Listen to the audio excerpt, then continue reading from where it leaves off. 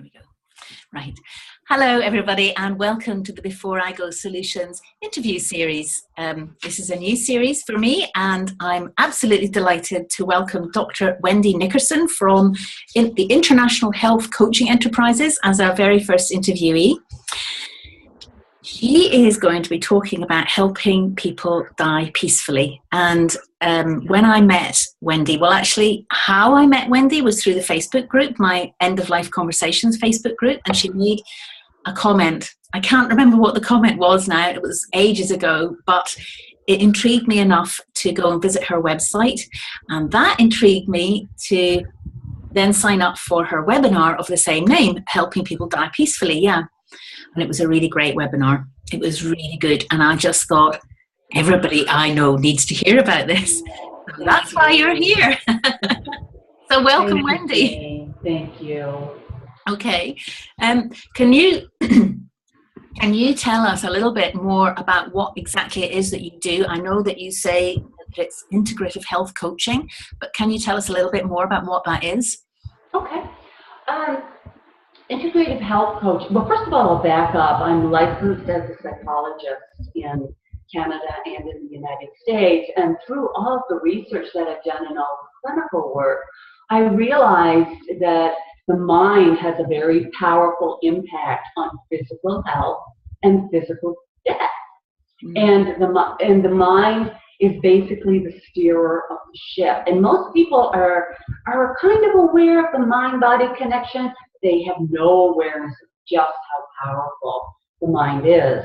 Yeah. And so from there, I went into developing an integrative health coach training program because I wanted people to have access to mental health care so that they could not only be mentally healthy, but physically healthy also.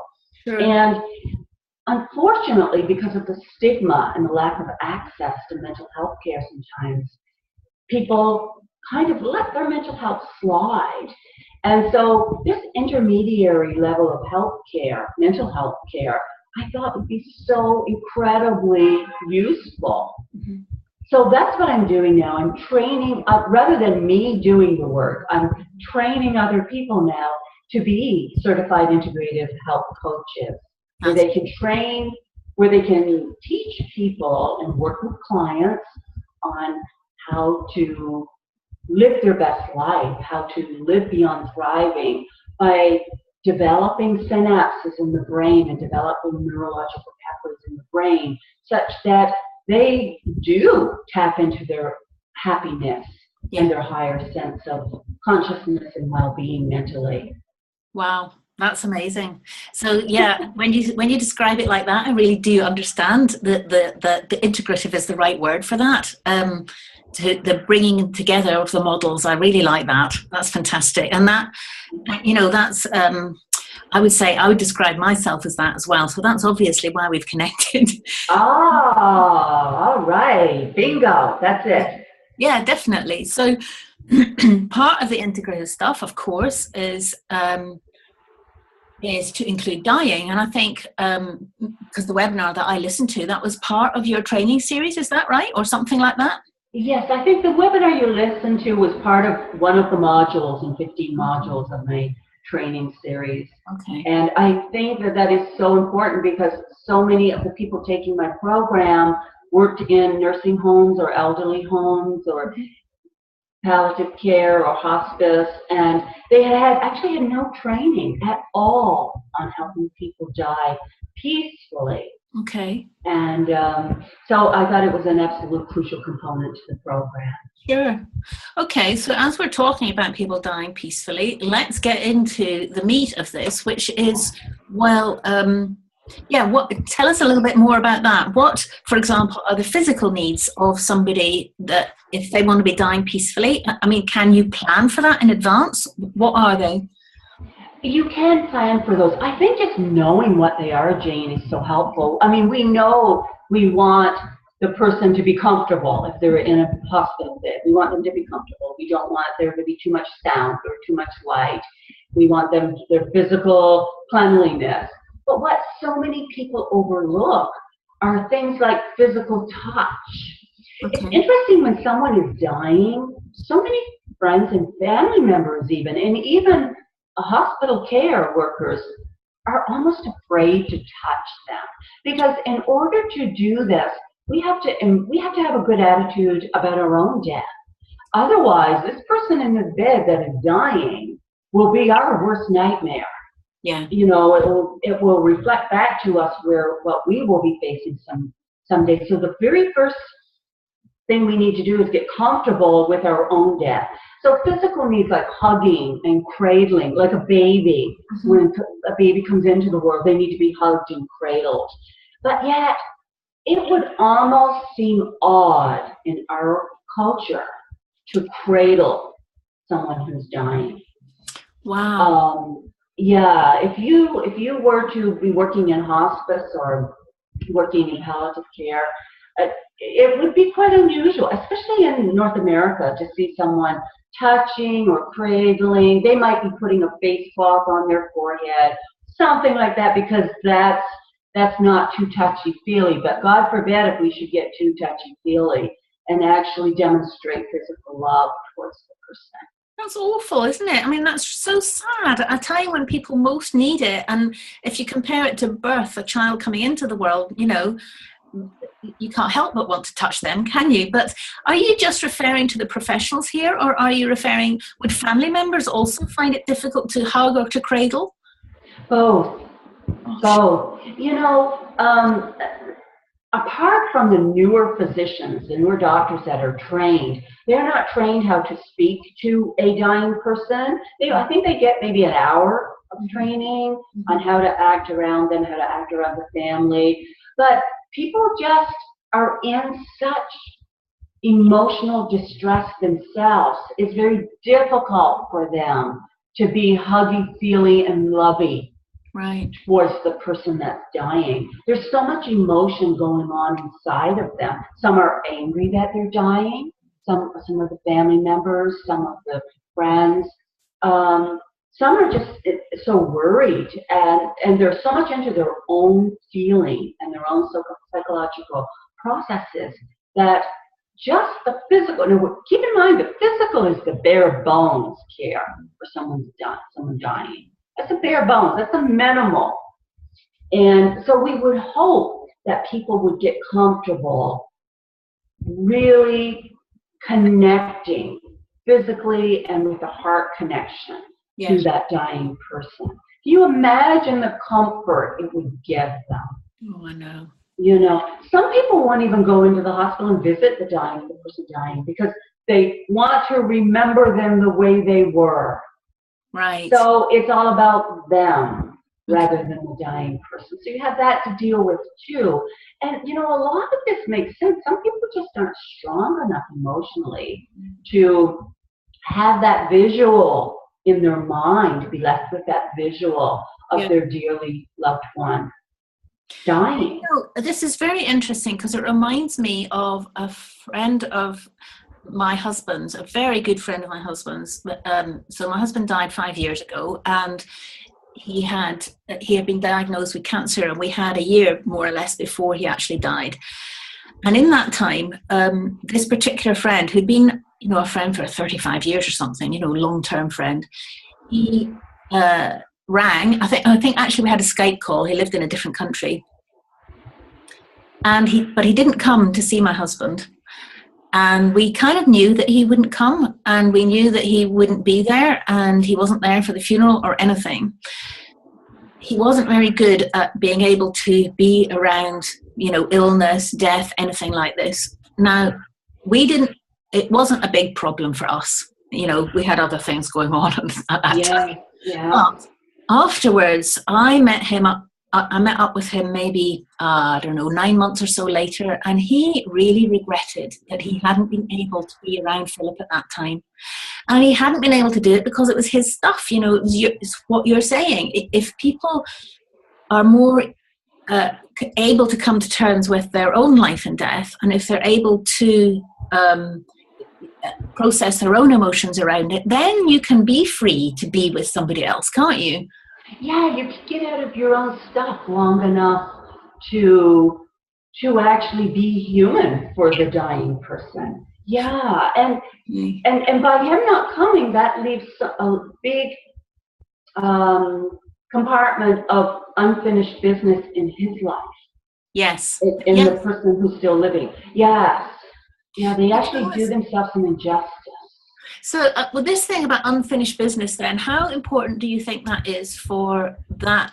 Is it really important for the person who's dying, or is it really important for the people who are being left behind?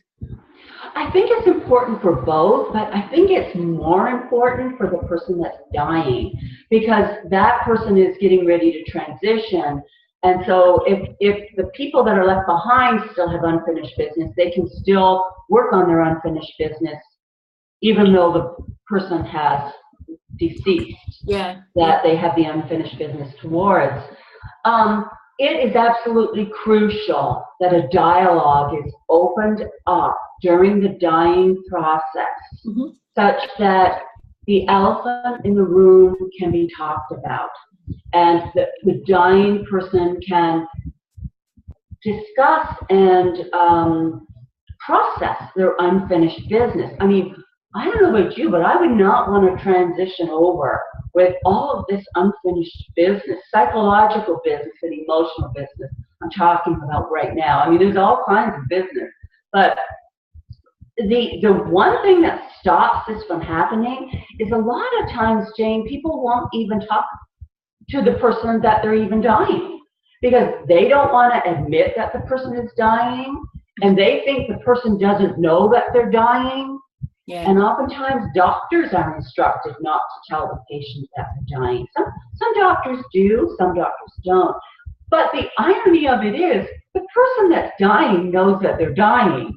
They just need a venue, a platform to discuss it. But it's certainly not for the faint-hearted to be able to discuss such a heart-wrenching, emotional topic with this person that's dying. We shun it in our society, and it's so important. So the very first step is opening up a dialogue about, actually saying to them, do you think you're dying? What does that feel like? Do you want to talk about it? Do you? And I might say to them, sometimes I wonder about my own death. And I wonder, how I'm going to feel when I'm dying. And that opens it up for the person to talk about it. And in the process of talking about it, as the conversation unfolds, you can then bring up, is there anything that you would have done differently? And that opens up for dialogue for unfinished business. They might say, yes, I wish I had been nicer to my son. I wish I had told my daughter how much I loved her. And so they get to discuss this unfinished business. So let me just ask you something there. Is there, I've just written those two things down, those two questions. Do you think you're dying? And is there anything that you would have done differently? It seems to me that they're really important. Yes. So two things here. What do you do if you pluck up the courage to say, do you think you're dying? And then the person says, no, why? Do you think I am? Jane, that's a very good question. Do you know what? I probably wouldn't ask that question until I pretty much knew that they knew. And if it's really near the end of death, they know. Yeah. People that are dying oftentimes will say they know they're dying. Yeah. So I'm sure that on some level they know. But that's a very good question. And I would answer that with, I think it's something to be at least put out there. I mean, it's a very important part of life. It's a very gracious part of life. Okay. And, I think I would answer it that way. Okay, that's really great. So then, so the second bit there is, is there anything that you would have done differently in terms of helping someone to have a peaceful death? Maybe they say something maybe they do regret not being able to say something to someone, but do you think that even if they still can't say that to that person, just being able to voice that regret to you, for example, is that helpful? That is incredibly helpful, just being able to voice it to someone who is truly listening. Okay. Now, it can't be just a nurse passing by, fixing the IV unit and all that. It has to be someone who is like looking in their face, connected, having a heartfelt connection and truly listening. The other aspect of that, Jane, is that you can actually help that person write a letter to their son or daughter. Maybe there's such a disconnect between this person that they have regrets with, that person would never come to visit them in the hospital. And so you can actually help them write them a note to be given to that person, or make a quick video if the person feels comfortable. There's all kinds of things. Oftentimes, what's really interesting about unfinished business is oftentimes people have lived their lives in such a manner that's not incongruent with their true authentic soul or their true authentic self, that they have so much unfinished business that it transcends words. Like that they can't get it out in words. They don't, especially if they're not a heartfelt, wordy person. What works for this type of person to encompass all of this unfinished business is to draw a picture, artwork. And it might only be stick people, but let's say their greatest regret is that their family is not in one unit. They might draw all of the stick people on a piece of paper in their family, put a heart around it, and put the initials below each person. That in itself speaks, a psychological picture for them. Yeah. So there are many ways that people can get this unfinished business. Okay, so that's really important. That's a lovely idea as well, because I hadn't, it would never have occurred to me, but now we put that out, so now more people know about it, so maybe... Oh, I hope they do. Yeah, it's just so, we get so distraught when someone's dying, we kind of lose our sense of creativity. Sure. We really struggle with our own emotions at the same time. And so getting creative and having a lighter spirit around it helps open up those avenues for closing business. So another thing that people sometimes ask about is this thing about having, let's assume that the person does know that they're dying and they are able still to talk. Is it important for them to review their life, like with somebody by the bedside, or does that not matter so much? What do you think? It seems as though people die more peacefully if they can review their life from a meaningful perspective. Like, why was I here for these 85 years, for instance? What did I accomplish? What is my legacy? So helping direct energy and attention to that focus is really, really helpful. Reviewing someone's life in the positive. We want to look at all of the positives. We want to look at all that they've accomplished. What they've accomplished might be something that isn't even tangible. It might be that they are the first person in their generational line to bring kindness in their family unit, for example. I see that a lot. Really? Because there's so much trauma that's passed down through the generations. Oftentimes when there's trauma, there's a lack of kindness. And so that person that's dying may be the first one, rather than being the first one to go to university, they were the first one who demonstrated kindness and unconditional love in their That is amazing. It's really great that you've mentioned that, because it is intangible and it is the sort of thing that people kind of skip over and don't acknowledge, and yet it's really crucial, because that's a breaking of a pattern, isn't it? Wow. It is. So many people will say, well, I didn't really do much, you know, I didn't get a university degree, I made so many mistakes, I did this, I did, this is why it's so important for the person, either the family member, the friend, or the caregiver, to have their heart open so that they can tap into not only the tangible but the intangible legacies and accomplishments and review of the life. And reviewing the life from a peace and meaning are two, and from a positive perspective. Those three things are crucial when you're helping someone review their life. It takes them away from the negative because there really is no point, just as in life, focusing on the negative, there's no point in death focusing on the negative. So it kind of lifts their spirits. We use that word, that phrase very lightly, lifting their spirits, but it also helps to lift their spirit out of their body.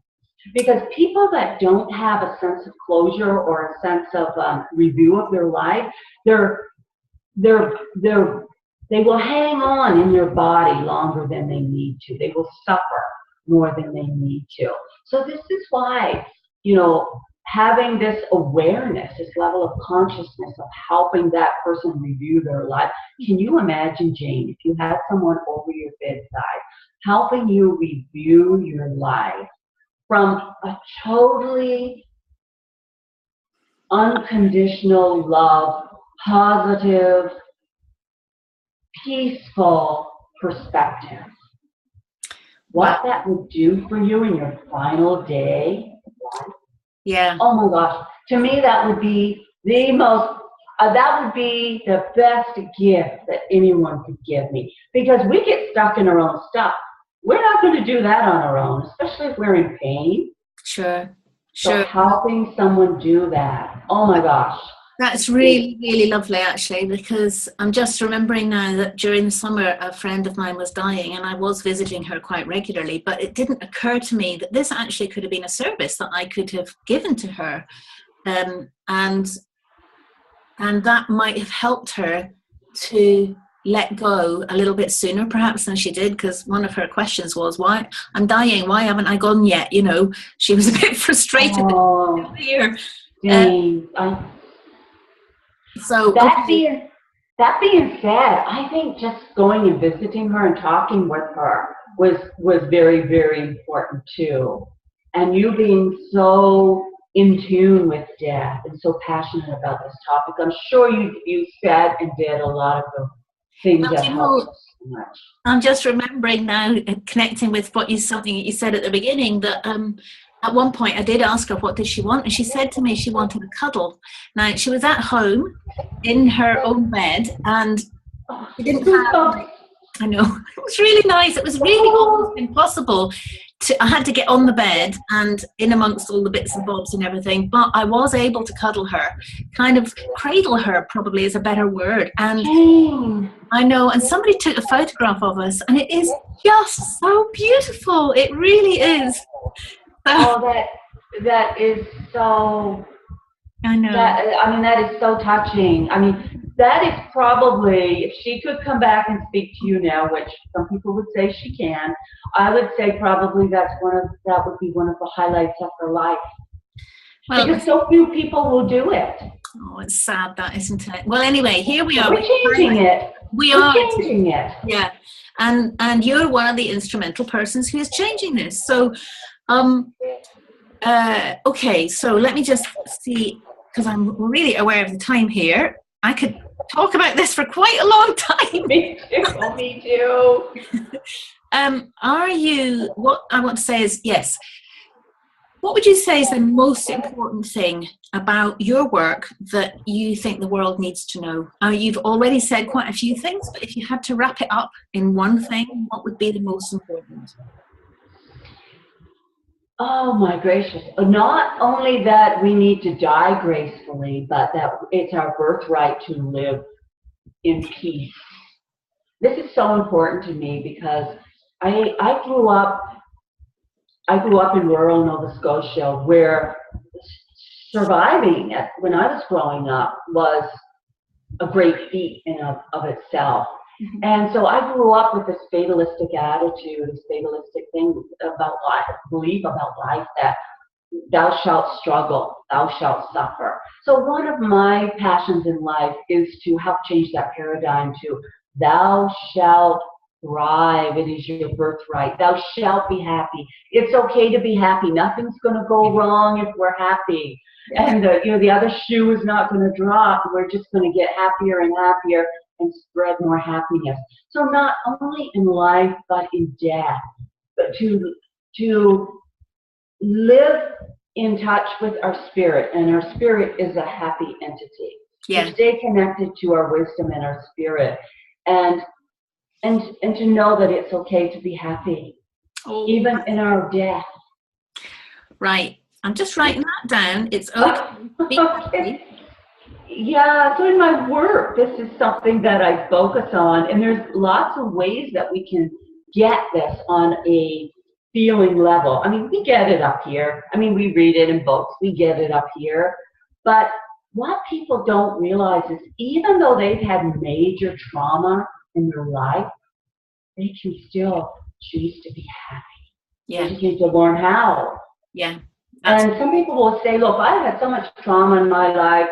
I am geared, I am programmed towards stress, depression, and anxiety. And just their believing that leads them to stress, depression, and anxiety.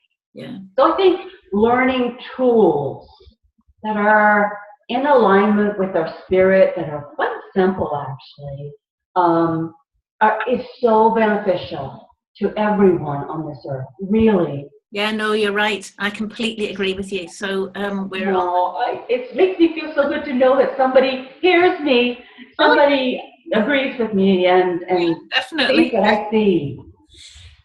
Okay, so if people are want to explore what you do a bit more, how can they do that? What do they need to do?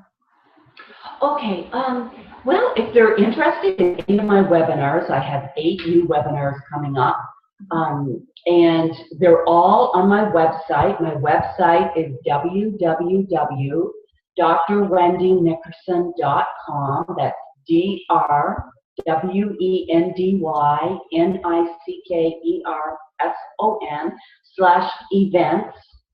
Or sorry, drwendynickerson.com/events. So they can jump on any of my upcoming webinars, or they can check into my Certified Integrative Health Coach Training Program, which is a 15-week online program. Right. Where it's live. I teach live lessons each week, and they can become certified as an integrative health coach and a holistic practitioner. And that's on my website too. Okay, brilliant. So I would be delighted to answer any questions anybody has, and I do try to make it fun, because we do talk about some pretty heavy topics when we're talking about trauma, but it's mostly on topics related to tools that they can use to help other people. I don't think somebody has to go to university for 10 years to be in a position to be of great psychologically, emotional, and spiritual help to someone. No, so this is where I'm coming from. Okay, yeah. That's great. Okay, so thank you so much. So you heard it. If you want to explore Dr. Wendy Nickerson's information more, go to her website. I will put that up for you. And I really hope that if you've been listening or watching, that you've enjoyed this and heard some gems. We have heard some gems today. And that the next time that you're around someone who is dying, whether they think they know it or not, that maybe now you'll have 1 or 2 more tools to be able to help them to really die peacefully. Thank you for listening.